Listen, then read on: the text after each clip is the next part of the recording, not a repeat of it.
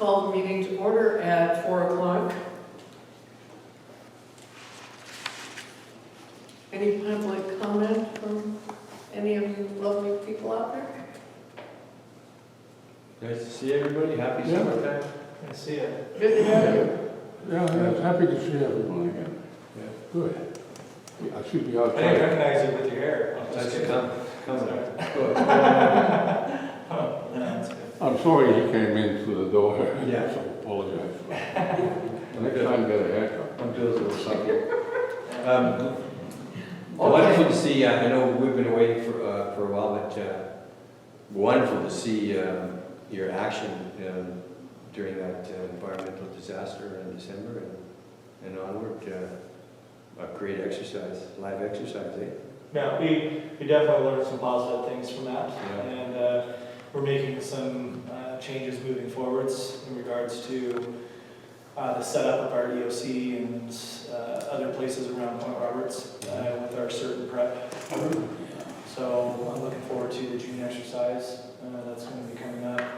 And we'll be even more prepared. We did a great job, I think, overall.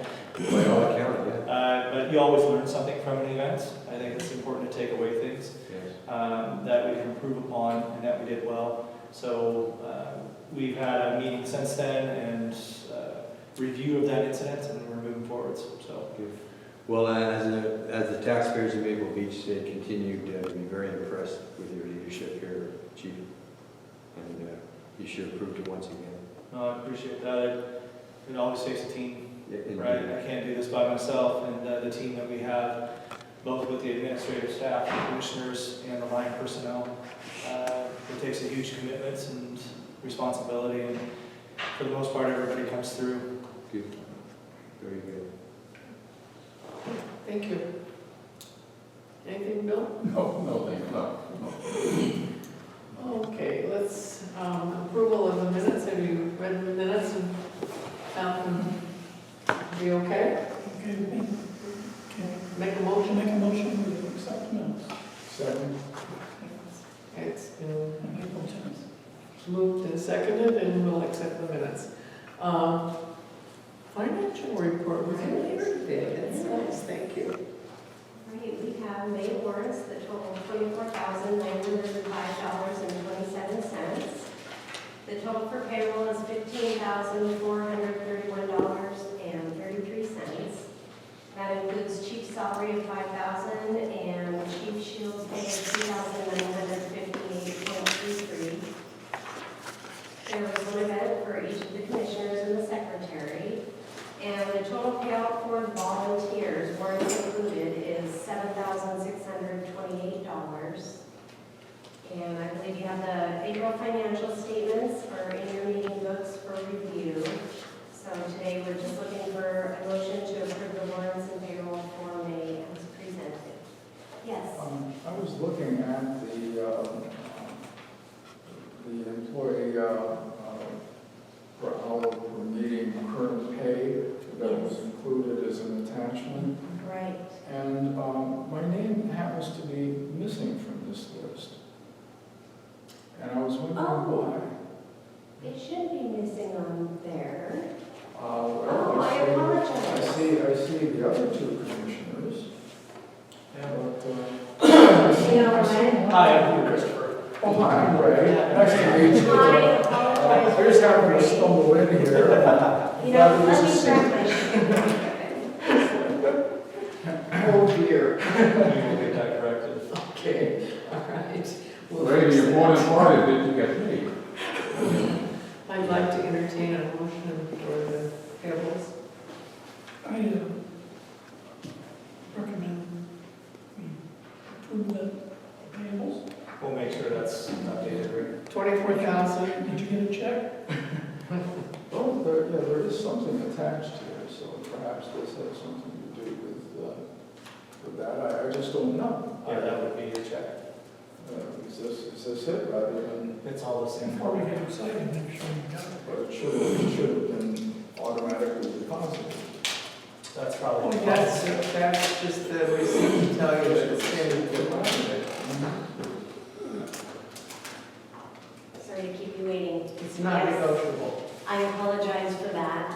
I had that file saved in 2 different places, and I must have updated it incorrectly. I didn't forward the Well, there's- one. There's evidence right here. Oh, It's I actually know, right. I think I had updated the one previous to when you were added on there, so Yeah. I apologize for that. So if I can make an adjustment, actually, so that May payroll is 15,559.33. And I will lose that.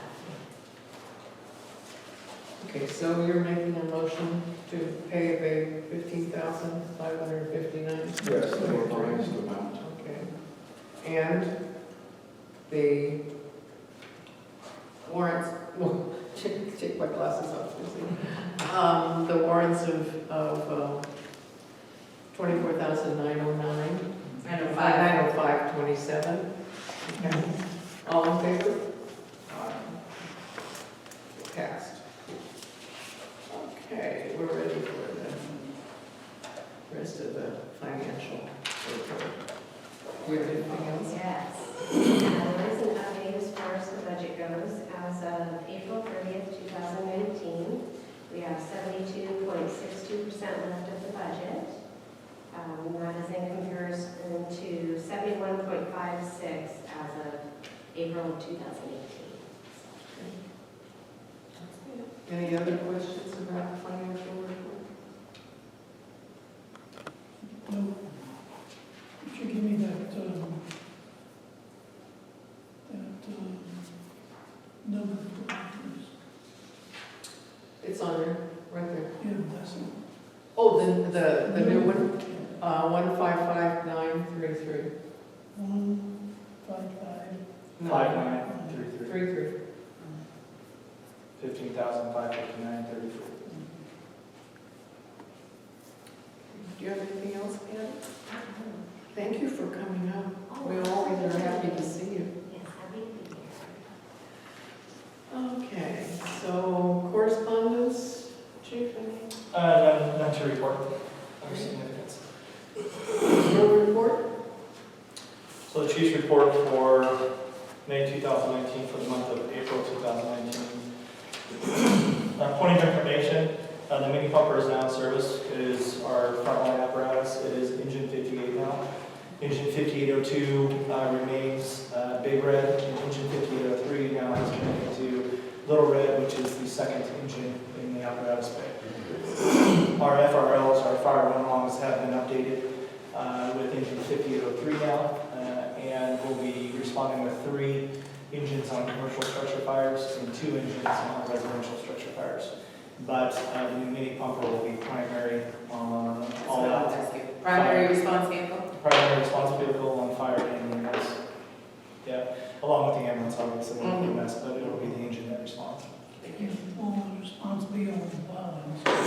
While then, it'll be the primary engine 58 this time, and then the ATV, which is utility 5803. Okay. And we have 4 water packs, 5-gallon water packs in the back of that, and Stokes that will go out if we have to go walking on a trail system. And then we also carry, right now, 200 feet of 1-inch wildland hose, forestry hose on engine 58, the mini pumper. We'll probably bump that up to 300 feet for that, and we can run foam through those lines as well. We did have an issue the other night here on Greenwood Drive where it's been an ongoing issue for a couple of years with the landowner, I guess, and the person who owns the property adjacent to them, and they've been burning and dumping, depositing material on a lot that's not theirs, and they're burning on that lot as well. Tom McCarthy, the previous sheriff's officer, one of the deputies, had been notified. He was also involved too with the reports that I'm getting. And we'll have to step up. It's right actually next to Chief Shields' home where this is happening. And pretty brazen that you're burning illegal materials and construction material and stuff like that on property that's not even yours. I did contact the landowner of the property who is being burned on illegally. Again, they reported for a couple of years with the back and forth and the disagreements, and him knowing that he's not supposed to be doing, or the owner that's dumping on the adjacent property knowing that they're not supposed to be doing that. So we'll see where it goes. If we get some calls on it, then we'll have to handle it at the time, and hopefully it'll be something of a non-issue after that. But if we need to get the fire marshals, the Northwest Clean Air, or the sheriff involved, we will. Because this could have been really bad. I mean, if they would have been home, they could have taken that part of the forest, because it was hidden behind a tree, and the neighbor just happened to see some smoke. But there was some good flame when he arrived with his garden hose from the adjacent property. So that's where we're at. But wildland capability is off that end. Okay. This was on Chief, or on Chief, Assistant Chief Shields, next to him? this is a lot Yeah. next to It's them. gonna be a lot. Yeah, I'm not going to say which way, Yeah. but it's a You probably lot. can see it. Yeah, it's a lot back in the woods Okay. adjacent to that. So now we're aware of the issue, and again, if we respond, we'll handle it appropriately. Yeah, So I'm not going to allow anybody to put the entire point at risk right. because they don't want to take stuff to the dump, and they're depositing it on land that's not even theirs. To the information that I've received to this point. You ever had any calls like that up in, the Rutch Road area or south of that? Rex Road, what's that road that we've had a call? We've had some burning. It's a cul-de-sac off of Rex to the south that we've had some complaints on. When we've arrived at the properties that have been reported, they've been with illegal compounds with water, diameter being burned, materials being burned, and burning illegally. So there's some feuds going on with neighbors within the community. And if they're burning illegally or they're causing a true nuisance, and a nuisance is a subjective view from the firefighters that respond. If they're filling their adjacent home with smoke, they can't do that, regardless of whether they're permitted or not. So we have to put out the fire. So our job is to protect all people and the legal burning rights that people have here in Port Roberts when they're doing it properly and under the guidelines. But again, they can't cause a nuisance to the neighbors, but we are the ones that assess a true nuisance. Right. It's not that they smell smoke, but it's filling up their home or it's drifting their way. We see visual smoke, in their yard or their house. Then we ask the owner that's burning to put the fire out, and we usually assist with that. Yeah. So right now it's already dry. So it's the fuel moistures are getting low this early. This is going to be a very hot week and maybe into the following week. And just because we get a couple, a half a day of rain or sprinkles doesn't mean that the fuel moisture levels have changed very much. But even if it's green, it'll still burn quite readily because of the lower fuels within the ground. We'll see. See where it goes, but I'm hoping for a very lawful burning season within the community. Yeah. So station projects, we completed the training room. We're now moving to the upstairs kitchen and bathroom area up there, as been reported during numerous meetings. We've had some floods up there. We had a backup of the shower, which was very bad, and we've got 2 insurance recoveries from that. That will be used to redo the bathroom, the flooring, the carpet area, and the cabinetry upstairs. Which the 2 insurance payouts are close to totaling around $13,000, I believe, in the checks. We do have a hold on one of them that if it comes to more than the check that they gave us, then they're willing to pay out more for redoing the flooring and the area that was flooded upstairs. You do the floor upstairs, you rip the underlayment. Yeah, so there's a You're gonna treat the structural features underneath there? We'll seal Seal them, them? we'll seal them. And right now, there's definitely a large area of subfloor that's going to have to be replaced because of the water damage up there. If you walk up there, you can see the bubbling Mhm. in the, is it vinyl? In the vinyl that's currently up there. And this same carpet will go upstairs plus a vinyl plank flooring in the kitchen area. Mhm. So, but all of that will be replaced, the damaged area. We'll be doing the demo, the cabinetry will be ripped out and everything. And then we'll have a contractor come in and lay the kitchen Mhm. itself, put in cabinets and those types of things and hook up the plumbing. So, Your bathroom? the bathroom is going to be after the kitchen, so that's going to have to be another project.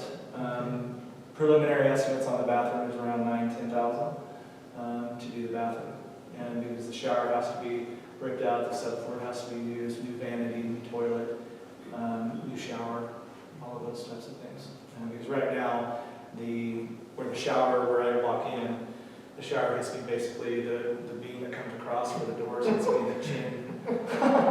So I have to duck underneath it to go take a shower. Some people don't have to, but that's not a what couple of very tall firefighters. Yeah, the vanity up there, I mean, the vanity's down here in the bathroom by the main offices. I mean, it's in bad shape too. I mean, these have been in the building since it was built in the 1980s. So we're slowly making upgrades within our economic confines or, limitations. And it's going to have little steps year by year and go from there. But getting rid of the damaged subflooring, the rotting, and stuff like that upstairs is going to be a big deal for the firefighters. Mhm. And make that a healthier place to be Yeah, upstairs. treat the framing, floor framing, Yeah. so it doesn't continue. Chief, may I ask a question? Yeah. Is there any, may you tell the floor part in the kitchen part, any mold there? Have you discovered any mold? Well, there's black. Okay. Yeah, we've overlaid that right now, so we've sealed that in. We don't know if that's black mold. And again, I put out to our insurance company to have a company come up from Bellevue, which we got through Kelly Insurance, to do a mold test, air quality test upstairs. As far as I know, unless I missed the email, I did not hear back from the insurance company if they Yeah, you paid for that. mentioned it earlier. And that's around $2,000 cost to come up and study the air quality up there. I think we'll have to be very careful when we're ripping that out, upstairs. And we'll have to wear masks and Tyvek suits, just in general, not just because we don't know if it's true mold or if it's just discoloring Okay. the floor.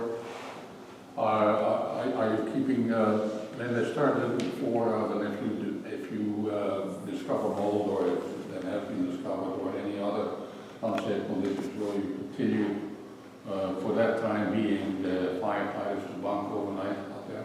No, so when that is being done, that's going to be cordoned off, everybody's going to be down here. Okay. So we're moving all the bed mattresses and down here during the remodel of the upstairs kitchen, so there's nobody upstairs Good. during this time.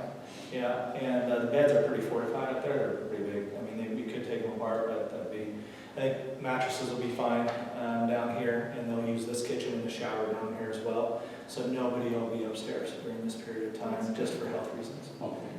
And did you get another bid on the kitchen remodel? You mentioned to me sometime if you had one. So I've gone out, so I went to the Small Works roster and contacted every construction company that does that type of work. Yeah. There was 4 of them interested, 3 or 4 I sent emails to, and I didn't hear back from any of them for coming to Point Roberts. I therefore have approached a construction company because it's under 20 grand, so I don't have to go out for, bid purposes.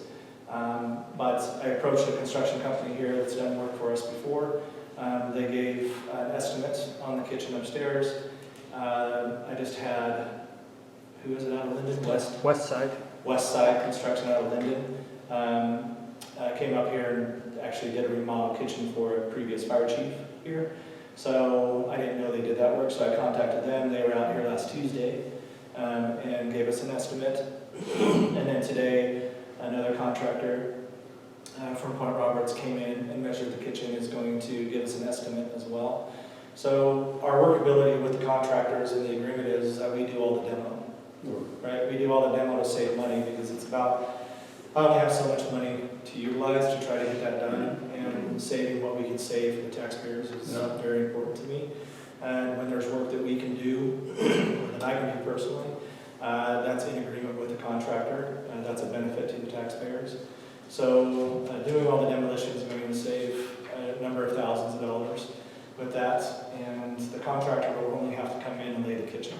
Right, so far you only have one estimate, and you're ready for two? I have two estimates, Two estimates. waiting for one other. One more, One estimate's been $27,000, right? just to come in and lay, to have the cabinets made and to lay the kitchen. Right. No other work other than hooking up the sink.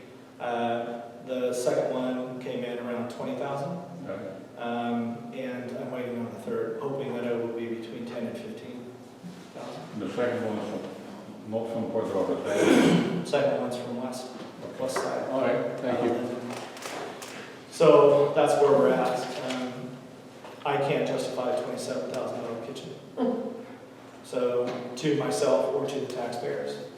And that's why we have to have a contractor that's willing to work with us. Yeah, That I agree. allows us to do some of the work too, to save money, and that's allowable as well. It's just the agreement that has to be made. Otherwise, if we don't have that, then the station will rot, because I don't have the finances with our capital facilities plan. Realistically, we're probably even or a little behind right now, even on our capital facilities plan. We're supposed to be replacing the Battalion 58 this year, which probably won't be able to get done. I might have to do a level 1 or a level 2 on Battalion 58, which would be, I'd send it off and it would get repainted, all the boats would be worked through. It's just like one of the engines when you do, what do we call that? It's a complete overhaul. No, it's not a retrofit. It's a, I apologize. I've looked into this so much that I forgot the word. I've actually spent a lot of time on it. It's not a retrofit. Anyway, there's ways to go about in servicing these vehicles, so that can be done, but we have to realize that the engine is still almost 20 years old. So what year is that truck? I'm going to be 20 years old next year. Yeah, so the engine's 20 years old, it's 100,000 miles on it. At this point, it's a work truck, and it's important for me to have like a pickup truck here. But if you're going to spend a fairly substantial amount of money into P58, then you almost feel obliged to keep it a while longer. Am I correct? I mean, if I could get a refurbished, it's a refurbishment, that's what it's called, level 1 or level 2. If I could get a level 2 done on it. The problem with buying a new truck would be probably around 40,000.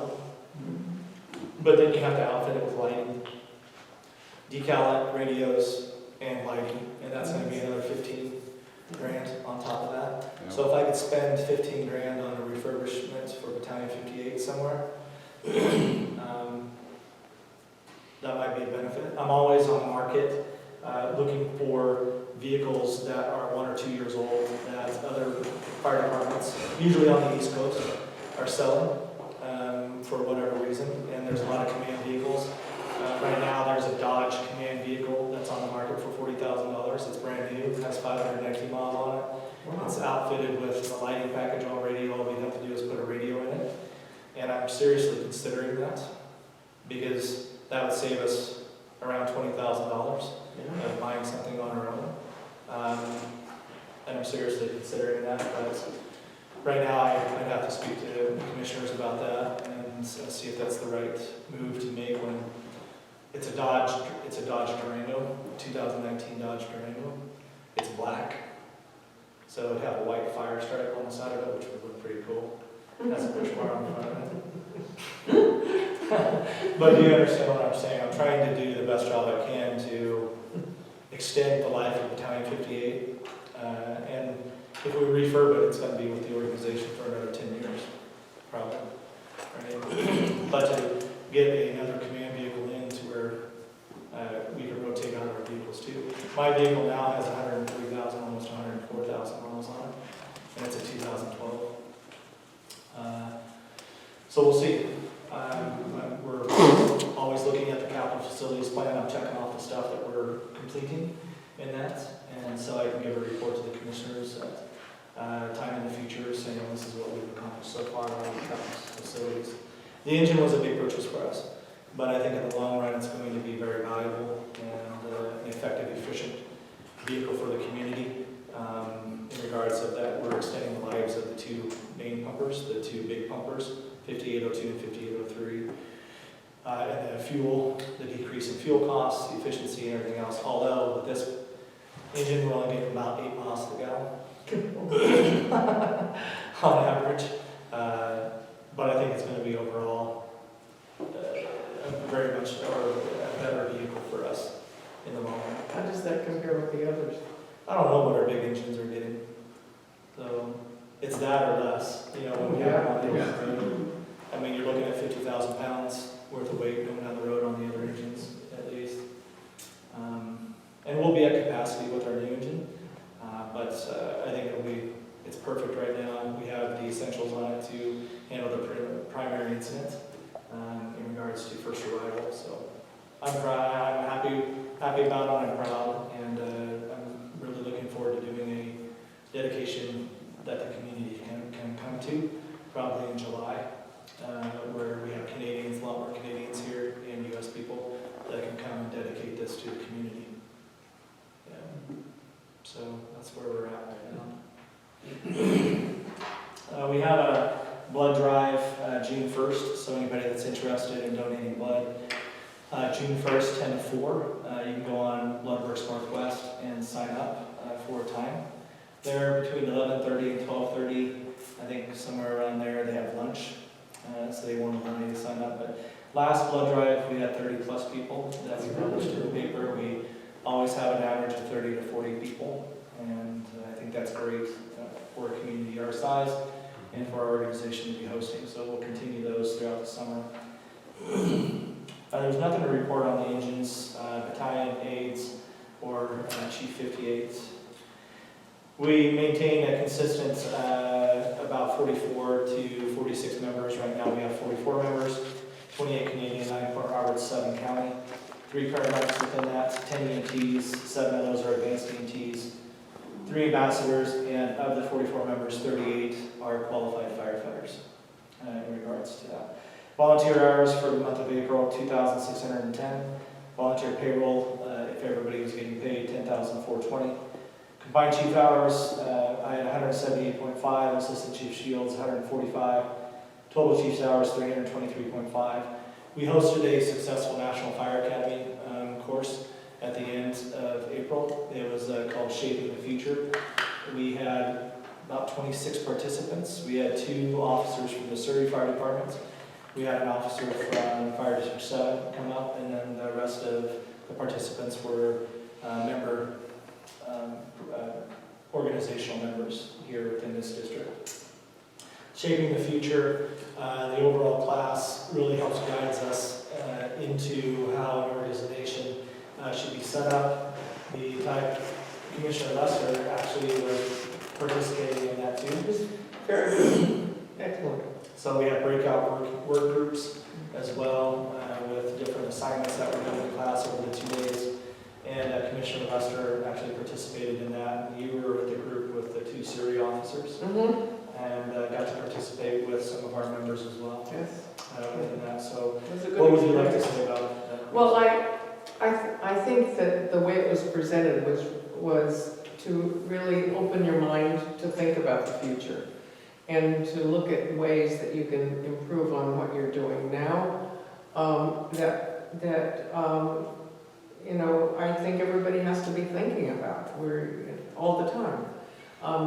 It was really very helpful for me just to realize all of the things that are.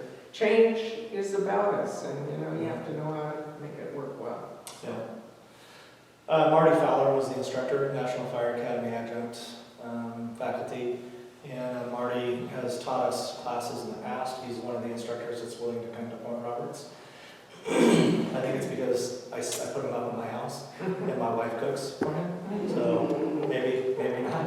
So we got more than coffee? And he likes our cats, so I think he gets along with our cats. He's really a good He's actually down south, but he Wasn't owns, he the guy from Texas? no, No. no, that's Joe. Okay, And Joe might be coming back this summer because, you need the dates. Us girls need the dates. yeah, everybody's asking for Joe to come back. See Joe again. He's a blue card, one of the main blue card instructors, which is the hazard zone management command system that we're using here in this agency. But anyway, Marty, I put in a email to the State Fire Academy to see if there's any more money because these are off grants, federal grants, I believe, from that confound the National Fire Academy. That we usually have 1 or 2 courses from the NFA here every year, which is something to be very proud of because again, it's grant funds that are for the entire state. So if you look on dailydispatch.com, you'll see all the courses from NFA being offered throughout the state of Washington and Oregon, and we get a little piece of that. We're provided that through the state, which usually departments my size, they don't get those types of funds, right? So I'm hoping that they have some more money to maybe bring in a MITCO class, which is managing initial tactics for the company officer. And we did a STITCO class last year, which is strategies and tactics of the initial arriving company officer. These are all National Fire Academy courses. They're two-day long courses. Hopefully get that in and maybe an incident safety officer class. Because I think I offered one last year. I'm not sure if I did or not, but every year or every other year I try to do an incident safety officer class to the National Fire Academy. And the National Fire Academy is out of Emmitsburg, Maryland, is where the main campus is. I've been back there 3 times for 2-week courses. So each course I've taken has been 2 weeks long. And it's an amazing experience, and any of our members can go. And it's actually free of cost. The federal government picks it up for those that are accepted into the National Fire Academy for on-site courses. The only thing that would be an expense for us would be the meal ticket, which probably is around $200 to $300 now at this point. But the federal government pays a portion or all of the plane ticket for the students to fly from wherever they are to Baltimore or whatever airport they pick. And then there's buses that bus them up to Emmitsburg to the main campus. So I do have a couple volunteers that are interested in that this year, and if they put an application, I'll write a letter of support and see if they can get accepted in the classes that they want to do. Calls. We had 26 calls in the month of April. We had 7 EMS calls. We transported 1 to St. Joseph's Hospital. Airlift Northwest took 1. We had 3 refusals or no transports, and Medic 45 took 2 of our patients. We had 4 EMS cares calls, and we had 3 public service calls. Fire classification, we had 12 calls. We had 3 permitted and 3 illegal burns. We had 3 false alarms. We had 1 power line down incident, and we had 1 hazmat and 1 wrong address. The hazmat was a fuel spill at the gas station that we had to go clean up. There's an individual who's, I guess, has done this many times. They overfilled their tank and their line has a leak in it, so it starts pouring out underneath the vehicle. And they know this happens. So the fueling station called this time, 911, because of the amount that was on the ground. And every fuel station is supposed to have a kitty litter mixture on site for us to get oil spills up and fuel leaks to absorb it. And they were doing that when we arrived. They had put some down already. So we finished the process, swept it up, and discarded the additional fuel that was there. But he leaked fuel all the way back up to the border. So he was dripping as he pulled off. It's really important to point out as well, does everybody hear about the accident at the border with the person who died at the Peace Arch? I don't know the preliminary, I don't know the underlying, but it always scares me when I see people taking 40 gallons of fuel back over the border, in their vehicle that fill up the 10-gallon, fuel cans and put it in because they're taking it home, so they don't have to come over here so often or using it for whatever purpose. For auto accidents, that's a huge risk. If somebody gets rear-ended even mildly, that's going to spill and possibly ignite inside your vehicle. So please be careful if you're one of the individuals doing that. Please be careful and get the best cans that you can, afford. that will minimize any type of spillage if you do get into a fender bender or some type of wreck out there on the road. So that completes my fire chief's report for the month of May for April 2019. Any questions? No, but I would say I would recommend using those plastic gas containers and stuff, because they're flexible, you know, and so it's something, you know, it's like taking a milk carton and squeezing it and pop, comes off and stuff, and it's just a given, as opposed to a rigid metal, which is still good. Right. Plastic ones. I would guide people not to carry additional fuel of that capacity inside their vehicles. That would be my direction. I understand people have to, I even fill up my little 5-gallon, you know, for my lawnmower and things like that. And I have to go to a fuel station and fill it up, take it back home. Even that's a risk if I would get involved. Let's limit the amount of fuel that you're carrying in your vehicles. We actually had somebody call the fire station from one of the gas stations, say how much is it people legally allowed to take, and that was a long drawn out thing. I ended up having to go to the state patrol weight master, and legally in Washington State you can take 119.9 gallons. Anything over 119.9 you're classified as a bulk carrier, and you have to be licensed to do such. So Theoretically you could have 25 jerry cans in your truck and be legal. Save on the pound of fuel. It can only be 5 gallons though.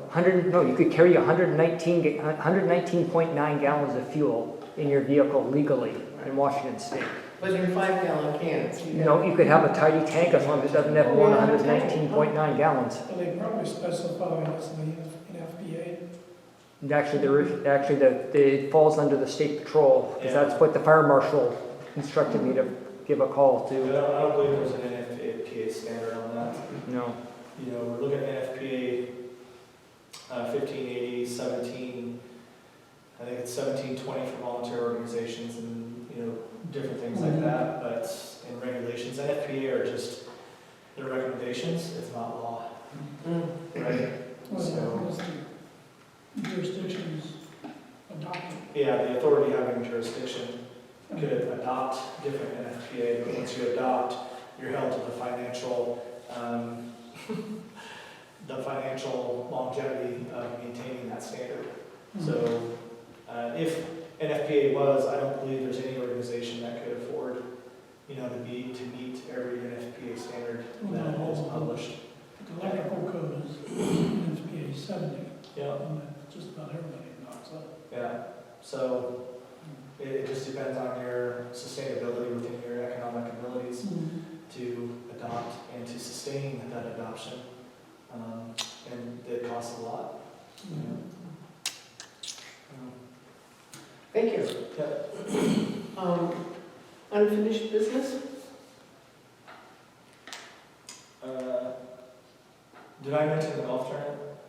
No. I mentioned it last month, I thought. No. So July 20th, there's a golf tournament, and it's the Point Roberts Volunteer Firefighters Charitable Society is putting on that golf tournament here at the golf course. It's an 18-hole round, shotgun start, and you can sponsor a hole. Minimum donation for a sponsor and you get certain amounts of stuff for your sponsorship. It goes from $500 to $1,500, which is the chief sponsorship. Obviously, I'm going to have to try to find enough money to sponsor the chief's level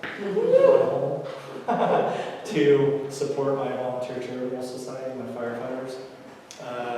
Have to talk that over with the wife, probably, because it's more for businesses, and we don't have a business sign that we would put up or that I would put up. Maybe a big picture of my face or something.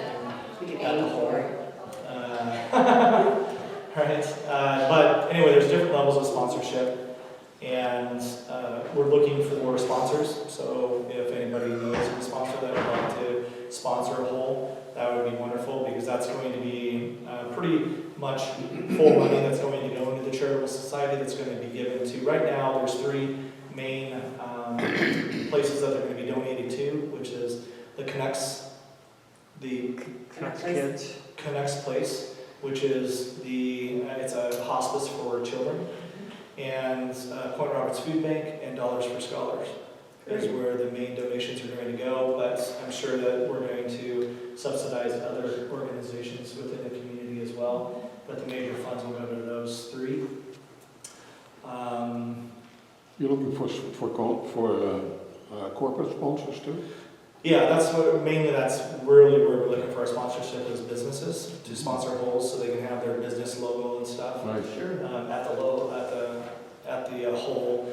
Like a chief sponsorship is $1,500 and it gives me, the rounds of golf. Everybody gets a golf cart. So the cost is, I'm sorry, I don't know the numbers off heart, but it's 150 Canadian per golfer. But that gives you a golf cart, that gives you a meal afterwards, that gives you a chance for prizes, and it's your 18 holes of golf. Did I say that? 18 holes of golf cart, dinner afterwards, which is not just hamburgers. They've done a buffet agreement with the golf course, so it's going to be nicer food and a sit down in a tent and stuff. And if anybody's, I should put it on our website, because if anybody's interested, you can contact me and I'll get you in contact with the firefighters that are in charge of it. Well, Chief, we have one corporation in town in the room right now, Mr. Graf, are you in? Sorry, I was looking outside about how much gas you bring in. We'll talk to your wife about that. Yeah, so that would be nice for the newspaper to sponsor. If you're advertising this, it would look real good. I could probably talk to Louise about that. Yeah, Louise is good. Too. Linda, you've offered to help Yep. with that too, or do stuff there. So we're really looking forward to it. I know District 7 firefighters, they've approved sponsoring the whole, probably for their union. I'm hoping that we get some firefighter union participation from the Canadian side that sponsors some holes, and then some corporations. I don't think the golfers are going to be an issue in regards to filling those spots, but that will bring in a lot of donation money, because a lot of that money is going to be going to the golf course for the food and for the space and for the rounds of golf and golf carts and that type of stuff. But every twosome will have a golf cart. That's very important to know that you won't have to walk. And the golf course, if you haven't been out there, just paved the entirety of their paths out the golf course now, which it's I just drove out there the other day, put a fire department connection sign on the building, and it's beautiful. They've done a really good job. So if people ask me if I play golf, and I go, no, I hit golf balls, but I don't know if you can call that playing, because my golf balls can't go where they should go. So I don't even keep score, because it's really bad. And I'll see if I can get some coverage, and maybe I'll be out there as well. There you go. But I'll be over there definitely supporting it in one way or another. So I just want to mention that. So. I have a bit of unfinished business, and that is, I think that you, Chief, and all of your volunteers need a big thank you from the commissioners and from the community for all the work you put in remodeling this room. The paint and the carpeting and everything. And I offered, but they wouldn't let me go up on a ladder. But I came over here several times and watched how they were all working and all the things they were doing. And it was pretty remarkable how fast it got done. Many hours the chief put in. I know. Yeah. And thank you. It's to my team. I mean, I couldn't do all this, No, but they were really working hard. It was a facelift for this room, is what we did. We didn't change any of the walls or anything like that, no structural components. But it was a facelift, and I hope everybody likes it. I hope you like it, and we were able to do it. All of this got done. The painting, the ceiling. The ceiling took like 5 coats. It was bad. I painted that wall. Half of that wall was red. Just to let you know. I wanted an accent wall in here, and I tried 3 different reds, and I finally gave up on the reds. One came out purple, the other one came out pink, and the other one came out orange. And I finally just said, fine, I'm done with an accent wall, and I'm not gonna do it. So, but we're hanging new signs. You can see new signs. I still have about a dozen signs that we need to find a space for educational purposes as you walk around the room for my firefighters to remind them of very important things within the command structure and operational areas. So we did, my team did really well. I give all the credit to my team members. Chief Shields did a lot of work over here as well. And again, we got this done in 5 days. And we got it done Friday night, and Saturday morning at 8 o'clock was the National Fire Academy course. And he had a lot of paint on it. And thanks for cutting that tree that fell down on Cedar Point last Saturday, so I could get my car out. And I even got some firewood out of it. That's good. That's good. Yeah. So I have an amazing team, and they put in a lot of time, a lot of effort, and that goes back to my assistant chief as well. And there's requirements. There's a lot of expectations, and they know they have to meet those expectations. They're not a member here, because I expect them, with the time that they have before they get to hire a career, if they're one of the volunteers that wants to go a career, that they give back to this community in every facet that we can. And we're starting to clean the roads again. So Tyhee was cleaned this last weekend. Benson is this weekend, I believe, or next weekend. Next. And so every month we'll be doing both roads. I'm planning on adopting APA this year as well. So we'll go APA, maybe Boundary Bay. And that will give each shift a road to maintain. And then we'll have competition among the shifts. That who maintains the cleanest road. But I'm trying to do as much as we possibly can. And we enjoy it. When I'm here, I get out and we normally hit the road around 7:30, 8 o'clock in the morning. It's fresh air, there's minimal traffic, and we're able to get on the roads and enjoy. We have fun. We have competitions on who can get the heaviest trash bag. Right? So people are running for bottles. And this last cleanup, the majority of what we had was beer bottles, glass bottles, vodka, beer. It was amazing to see. So on Tyhee, Benson will probably be the same. But over the years, we've had flooring in the ditch, about 100, 200 pounds of flooring we found one day in the ditch, and we had a full box of car batteries. Anything else? Tires. We've had just tires rolled off into the ditch. We found a fire extinguisher yesterday. Did Tracy bring it to you? No, She said she was gonna bring it she stole it. in. No, she doesn't want it. She just- But it was a full, like, fire extinguisher. Full fire Not, extinguisher. not full, it was a Right. real fire extinguisher So, in the ditch. yeah. Yeah. But we've started up the cleaning, and the next month we'll be out clearing hydrants again. So we'll be coming down, cut around the hydrants. Some of them are already overgrown and buried It's amazing. already. So, yeah. Thank Thank you. you for the compliment, and I'll pass that on to my leadership. Okay, new business. Any new business? That being the case, I would entertain adjournment. I move we adjourn. Done.